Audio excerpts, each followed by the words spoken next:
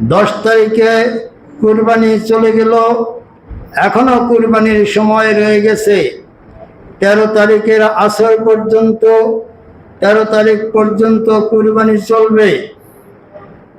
যারা এখনো হাত পায়ের নখ চুল কর্তন করেন নাই, তাদেরকে অনুরোধ করছি তারা কেটে ফেলবেন, ইনশাল্লাহ কুরবানির নেকি পাওয়া যাবে।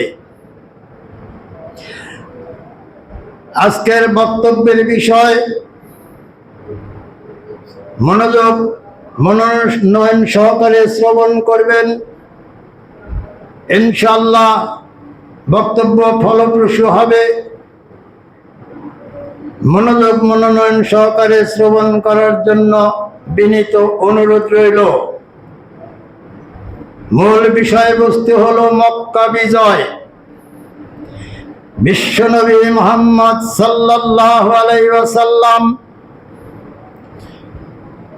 610 খ্রিস্টাব্দে নবুয়ত পেলেন, নবী হলেন। 13 বৎসর পর্যন্ত মক্কায় অবস্থান করলেন।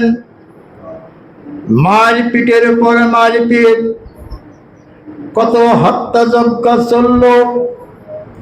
শেষ পর্যন্ত অতিষ্ঠ হয়ে আল্লাহর পক্ষ থেকে হুকুম পেয়ে বিশ্বনবী মুহাম্মদ সাল্লাল্লাহু আলাইহি ওয়াসাল্লাম পরিবেশ পরিস্থিতি অনুযায়ী মক্কা থেকে মদিনায় হিজরত করলেন।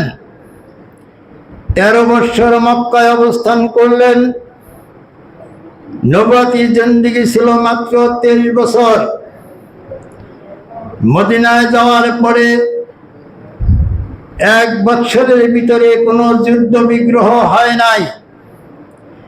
হিজরি 2য় সালের 17ই রমজান বদরের যুদ্ধ ফরজ হয়।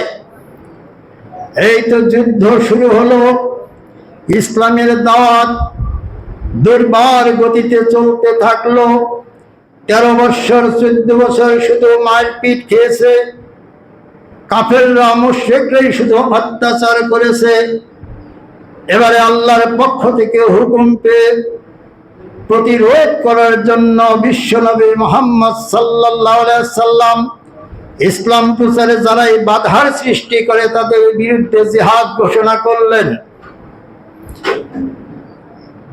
আমরা আমাদের চারিদিকে দেখতে পাই যত আলেম ওলামা, পীর মাশায়েখ, যত বুজুর্গানে দিন, এদের মধ্যে কতজন কত লম্বা জামা পড়তে পারে, কত বড় পাগড়ি পড়তে পারে, খানকায় বসে হুজরায় বসে কত মুরগি খায়, কত গোস্ত খায়, কেউ তো ইট পাটকেল মারে না। বিশ্বনবী মুহাম্মদ সাল্লাল্লাহু আলাইহি ওয়াসাল্লাম এমন কি বাণী উচ্চারণ করলেন, এজন্য আসমান সবার উপরে ভেঙে পড়ল। 13 বৎসর মক্কায় থাকার পর যখন তিনি মদিনায় গেলেন, 9 বছরের ভিতরে রাসূলুল্লাহ সাল্লাল্লাহু আলাইহি ওয়াসাল্লাম ইসলাম বিরোধী শক্তি যারা আছে তাদের বিরুদ্ধে 56টা যুদ্ধ করলেন। বিশ্বনবী মুহাম্মদ